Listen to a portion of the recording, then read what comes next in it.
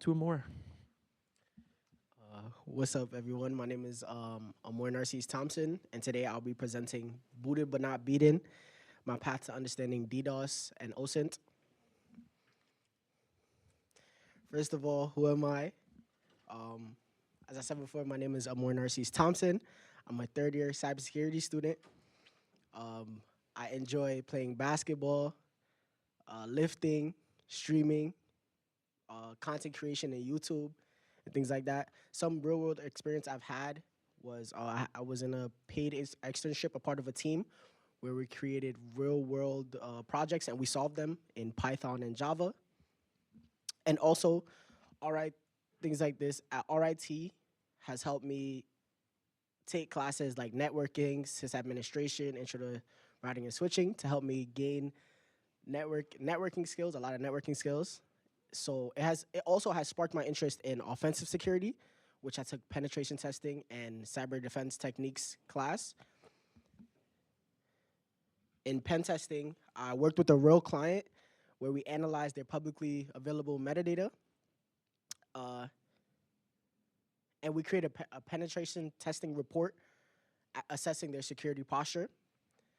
In cyber defense techniques, we gained hands-on experience building, securing, and defending computer systems, Linux and Windows. Yeah, next slide.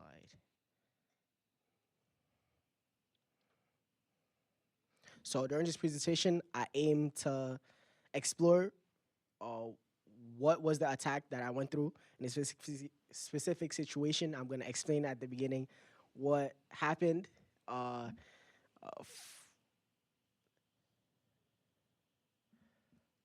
Also going to explain, is it possible today?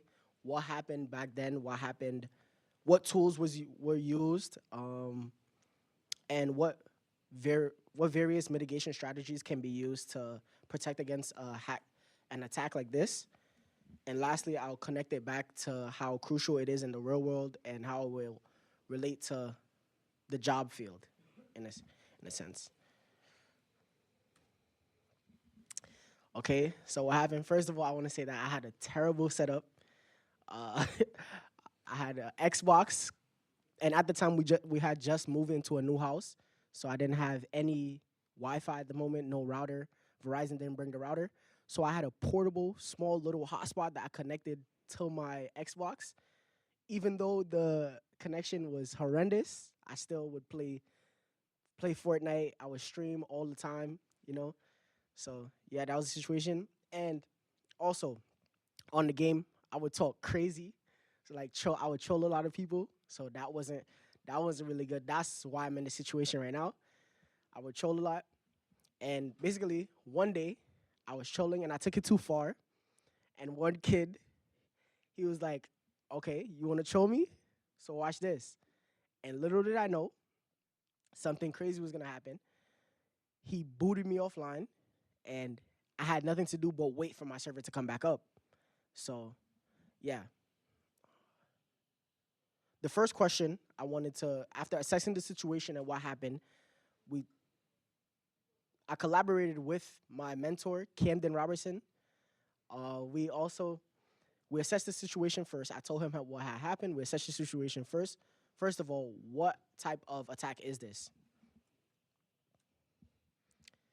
And I realized the attack was DDoS, and DDoS, also known as distributed denial of service attack, is when an attacker or hacker floods a server or network with so much traffic that it gets overwhelmed and stops working properly. In many cases, this is how I understood it, as like a digital traffic jam that prevents users from using a website or accessing a game or service. And an attacker may initiate a DDoS attack on Fortnite by first assembling a botnet, which consists of compromised devices that can be controlled remotely. Next, they they can identify the target, which was my IP address. The attacker then sends a massive wave of traffic from the botnet to overwhelm the server's resources, causing latency, complete shutdown, and many network issues.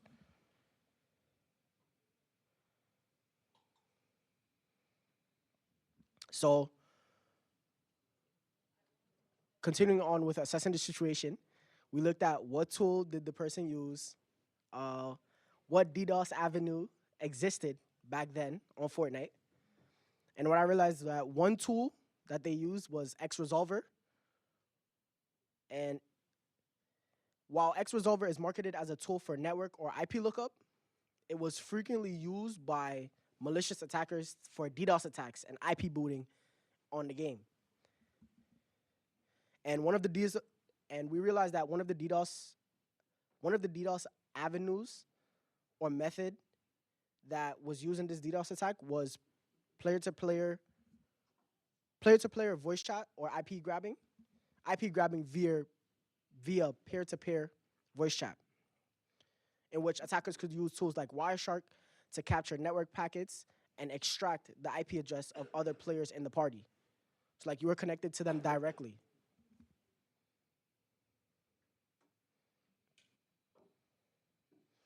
Our research setup, me and my mentor came up with a basic research setup. We had a party chat created through the Xbox system. We got an Xbox. Shout out to Joey for the Xbox. We got an Xbox, and we just set up the party chat.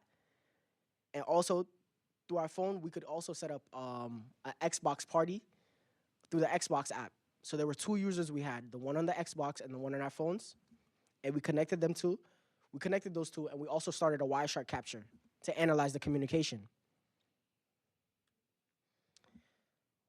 What we found several connections established that were communicating with the Xbox Live or game servers, and the presence of host names like the main 01 Alpha C suggests that the connection is being routed through specific servers, which could be responsible for managing the party chat communications these days.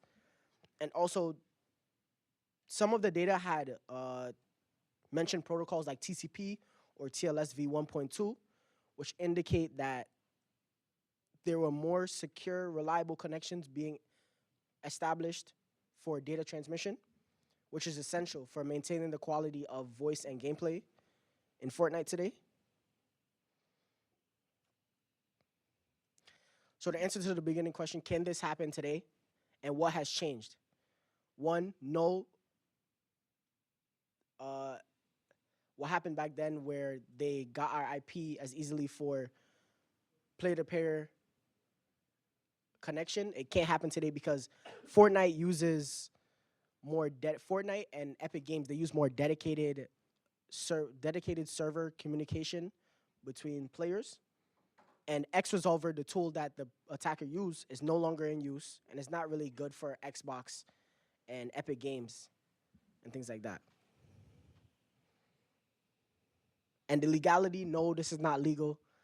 I'm assuming because you're booting somebody off. Yeah. Okay, now in relation to OSINT, what is OSINT?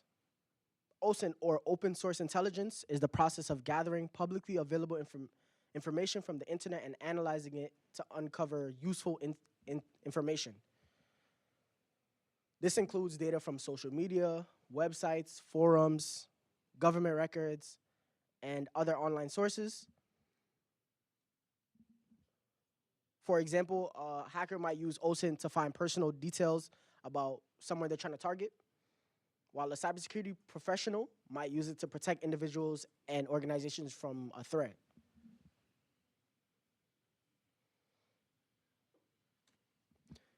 So when looking at the OSINT tools, I decided to separate them into two categories: website-based and command line-based tools. Some of the website-based tools that I found were Have I Been Pawned, which checks if an email has been exposed in a data breach; EXIF tool, which extracts metadata from images; a Fortnite tracker, which reveals linked accounts, match history, and gamer tags specifically related to Fortnite; and X-Resolver, which logs IP addresses. Some of the command line tools we found were Holhe, which identifies social media accounts linked to an email, a specific email; and also Social Analyzer, which assesses a person's overall social media presence. Overall, these tools help to gather publicly available information for research or investigative purposes for whoever is using it.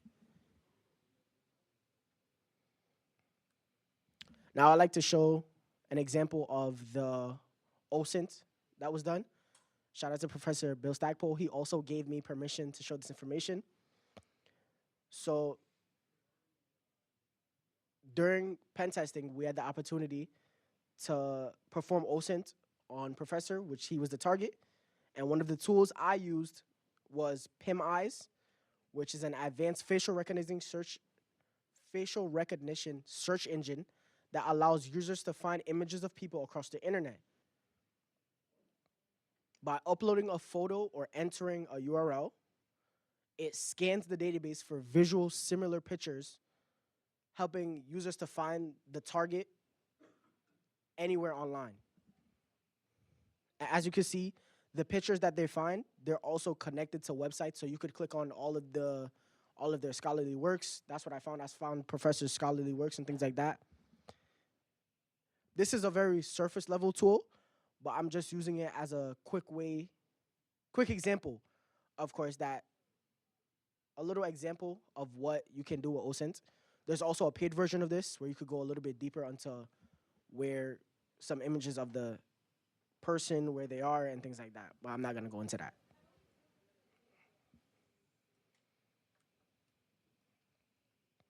So now for the mitigations related to IP grabbing, we can disable the universal plug and play on your router. Another thing, we could disable direct messages from strangers, things like that, and also make use. Another mitigation could be make use of a VPN, which masks your IP address.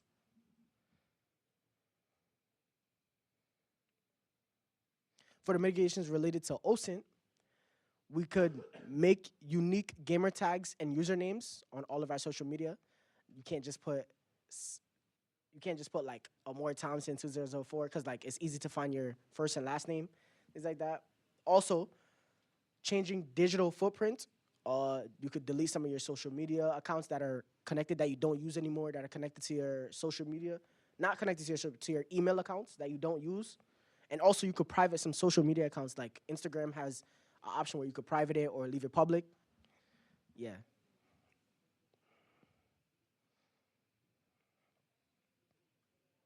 So in conclusion, I wanted to connect the research back to how it relates to the job world and not just gamers.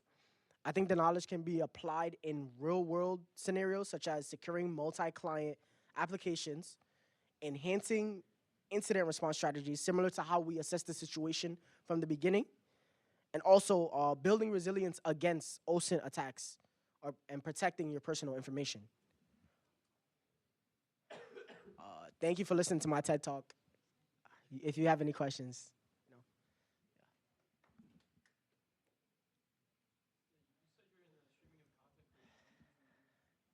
know. Yeah, Fortnite. I do reactions. Yeah.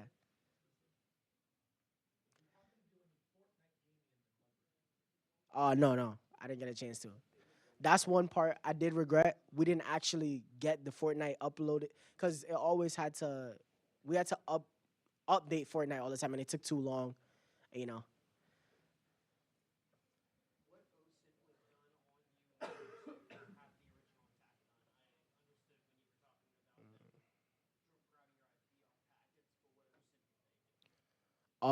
It didn't happen to me, but it happened to my friend. He got doxxed, which is, yeah. So I just wanted to add that in as a little extra topic I could talk about because I thought it was interesting as well. Anybody else? I got any more questions? No.